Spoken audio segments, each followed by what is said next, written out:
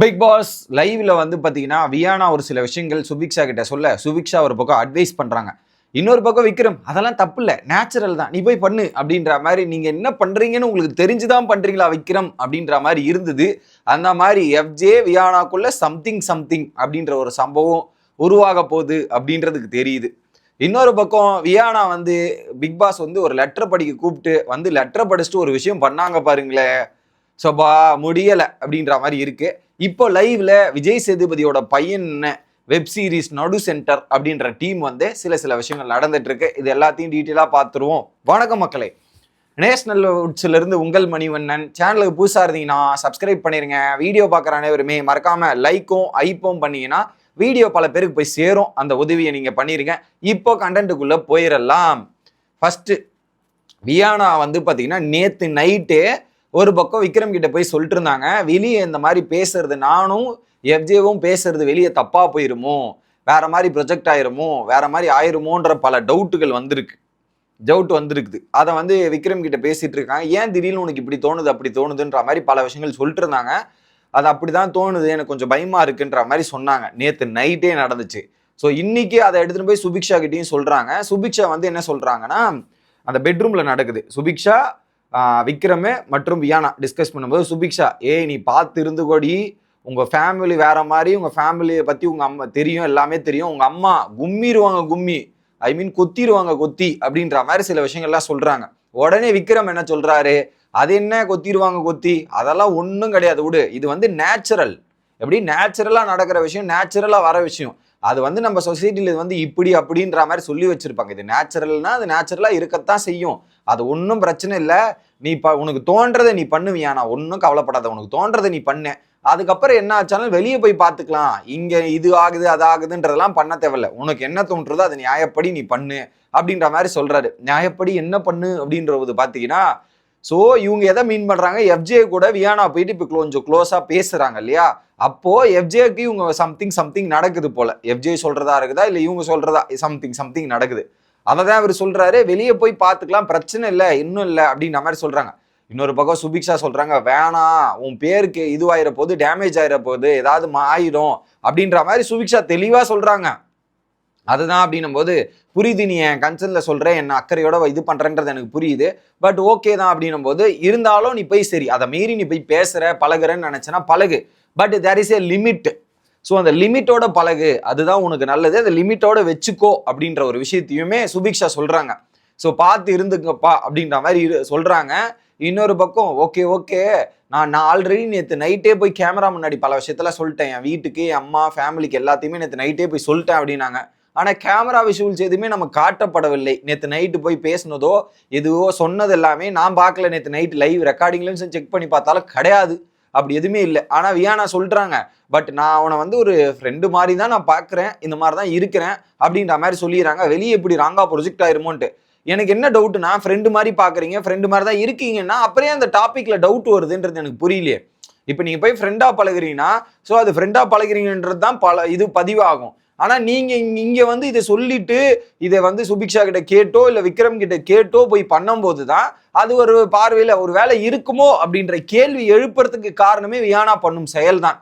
நீங்க ஒரு வேலை இதை கேட்காம ஃப்ரீயா விட்டா கூட ஏதோ ஃப்ரெண்ட்ஸா இருக்காம்பா அப்படின்னு நினைச்சிட்டு போயிடலாம். ஆனா நீங்க இந்த மாதிரி கேள்வி எடுத்தும் போது கண்டிப்பா இதன் மூலியமா பல சந்தேகங்கள் ஏற்படும் அப்படின்றதான் தோணுது. கடைசியில விக்ரம் அவர்கள் பாத்தீங்கன்னா அன்னைக்கே லவ் கண்டென்ட் பண்ணுன்னு சொன்னாரு. பேசாம அந்த ட்ரிக் எடுத்துட்டு வந்து புடிச்சிட்டாங்களோ வியானா. அன்னைக்கு சொன்னார்ல விக்ரம் நைட்டு ஃபன்னா, நான்லாம் பண்ண மாட்டேன்னு சொன்னாங்களே, அண்ணனா பார்த்த எஃப்ஜே இப்போ வந்து வேற மாதிரி சரி இதுல டிராவல் ஆயிருவோம்ன்ற மாதிரி யோசிக்கிறாங்களோ என்னமோ தெரியல. கண்டிப்பா அப்படி நடந்தா விக்ரம் என்ன வேலை பார்க்கறது தெரியுதா, இதுக்கு லிட்டரலி கால்டு வேற ஒரு நேம் சொல்லுவாங்க, அதை நான் சொல்லக்கூடாதுன்னு பாக்குறேன், அந்த வேலை பாக்குறேன். ஆனா நல்லா இல்லை, இதெல்லாம் சொல்லிட்டேன். அட்வைஸ் எப்படி பண்ணணும்னா அப்படி பண்ணாம அண்ணங்காரனா எப்படி இருக்கணும் அது ஒரு அட்வைஸ் பண்றாரு பாருங்க. அதையும் போய் பண்ணுமா பரவாயில்ல, ஃபீலிங்ஸ் உண்மையா இருந்தா பிரச்சனை கிடையாது, இது நேச்சுரல் அப்படின்ட்டு. ஆனா அது உண்மையா பொய்யான்றதே நமக்கு தெரியாது. வீட்டுக்குள்ள இருக்கிறது போது ஒரு மாதிரி, வீட்டுக்கு வெளில வந்தா அது வேற மாதிரி ப்ரொஜெக்ட் ஆகிறதுலாம் நம்ம பார்த்துருக்கோம். ஸோ இதுல போயிட்டு வியானாவோட கேமு காலியாக போகுது. ஆல்ரெடி கொஞ்சம் ஒரு 1.5 வீக்காக வந்து நெகட்டிவ்ஸ் தான் வந்துட்டு இருக்கு. இப்போ இதையும் போய் பண்ணாங்கன்னு வச்சுங்க, சோழி முடிச்சு போ அப்படின்ற மாதிரி வியானா முடிச்சு விட்டு அமைச்சிருவாங்க போல இருக்குது. ஆல்ரெடி வியானாக்கா தான் டவுட். ஏன்னா ஆதிரியோட மேட்டரும் எஃப்ஜேயோட மேட்டரும் வேற மாதிரி போயிட்டு இருக்கு. இந்த இதுல ஆதிரி வேற எவிக்ட் ஆயிட்டாங்க. இதே மாதிரி நமக்கும் ஆயிருமோ, நமக்கும் இந்த மாதிரி போயிருமோ அப்படின்ற ஒரு பயம் வியானாக்கு இருக்கத்தான் செய்யுது. பார்ப்போம் அடுத்த கட்ட நடவடிக்கையா வியானா என்ன பண்றாங்க, எந்த ரீதியில அணுகுறாங்கன்றதை பார்ப்போம். விக்ரம் சொன்னதை கேட்டனா சூப்பரா போயிடும். அடுத்து பிக் பாஸ் வியூ அப்படின்ற ஒரு டைலாக் கூப்பிடுறாரு. அதுக்கப்புறம் வியானா அப்படின்னு கூப்பிட்டு கன்வென்ஷன் போயிட்டு ஒரு லெட்டரை படிச்சுட்டு வராங்க. என்ன லெட்டரு அப்படின்றது பார்த்தீங்கன்னா, நடு சென்டர் அப்படின்ற ஒரு டீமு ஹாட் ஸ்டார்ல 20ஆம் தேதி ஒரு வெப் சீரிஸ் வடுக்குதான். அந்த வெப் சீரிஸ்ல விஜய் சேதுபதியோட பையன் கிட்ட ஒரு 10 பேர் வீட்டுக்குள்ள வரப்போறாங்களாம். அந்த லெட்டரை எடுத்துன்னு வந்து சுபிக்ஷாவா வியானா படிச்சு பெருமைப்படுகிறார்கள். ஏன்னா அதுக்கு முந்தின லெட்டரும் இவங்க வியானா தான் படிச்சாங்க. தமிழ் அவ்வளோ படிக்க வராதான். அதை வந்து படிச்சுட்டு சில செலிப்ரேஷன், சில வியானா பண்ணும் ஒரு ஆக்டிவிட்டிஸ் இருக்கும்ல, அந்த ஆக்டிவிட்டிஸும் பண்ணி முடிச்சுட்டு கேமரா முன்னாடி போய் ஒரு பதிவு பண்ணாங்க. பிக் பாஸ் ரொம்ப தேங்க்யூ பிக் பாஸ். வேற இருங்க, கேமரா செக் பண்ணிக்கிறேன். Okay, camera action mode. Okay Bigg Boss, ரொம்ப தேங்க்யூ பிக் பாஸ், என்னை நம்பி படிக்க வச்சதுக்கு நல்லா இருந்தது பிக் பாஸ். ஓகே, என் டீச்சர் கூட எனக்கு இந்த அளவுக்கு பார்த்து பண்ணதில்லை, இந்த அளவுக்கு என்கரேஜ் பண்ணதில்லை. 10th 12th கூட நான் ரொம்ப கம்மியான மார்க் எடுத்திருக்கேன். அந்த அளவுக்கு கம்மியாக தான் இருக்கும், பார்டரில் தான் பாஸ் ஆகிருக்கேன். என் டீச்சர் வைக்காத நம்பிக்கையை நீங்கள் வச்சுருக்கீங்க, அதுக்கு ரொம்ப நன்றி. இந்த மாதிரி நிறைய விஷயங்கள் எனக்கு கொடுங்க, நான் பார்த்துக்கிறேன், ரொம்ப நன்றி பிக் பாஸ் அப்படின்ற மாதிரி இப்படி உட்காந்து பேசிட்டு இருக்காங்க. என்னதான் பண்ணுற மாணி அப்படின்ற மாதிரி தான் எனக்கு இருந்துச்சு. ஸோ அதில் வந்து எனக்கு என்னன்னா, இந்த டீச்சர் என்னை ஒதுக்கி வைப்பாங்க, இதில் ஒதுக்கல். ஆமாம் பிக் பாஸ் என்னை டீச்சர் இந்த மாதிரி இந்த பல இடங்களில் ஒதுக்கி வச்சிருக்காங்க, இதெல்லாம் பண்ணியிருக்காங்க பிக் பாஸ், இதெல்லாம் இப்படி ஆயிருக்கு பிக் பாஸ் அப்படின்ற மாதிரி. இப்போ என்ன பண்ணுற, நீ என்ன ட்ரை பண்ணுற அப்படின்ற மாதிரி தான் ஒரு ஃபீல் இருந்துச்சு. அதில் அவங்க எக்ஸைட்மெண்ட் ஆகிட்டாங்களா, அந்த எக்ஸைட்மெண்ட் எடுத்துன்னு வந்து கேமரா முன்னாடி பதிவும் செய்து விட்டார்கள் அப்படின்றது தான்.